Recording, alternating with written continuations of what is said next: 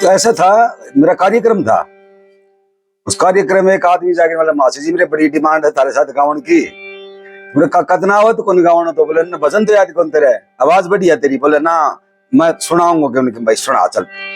मैंने उसको सुर दिखाया तो उसने एक भजन भी नहीं आया, गाया कि उसने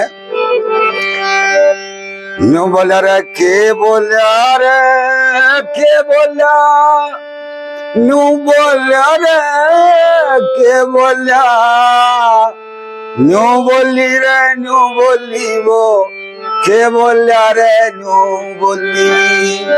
के आगे भी बोले, आगे बोलूंगा न्यू बोलिया रे न्यू बोलिया वा, न्यू बोली वो न्यू बोलिया, भानु बोली वो न्यू बोलिया, न्यू बोलिया रे के बोली, न्यू बोलिया मैं वा बोली, न्यू बोलिया रे के बोली,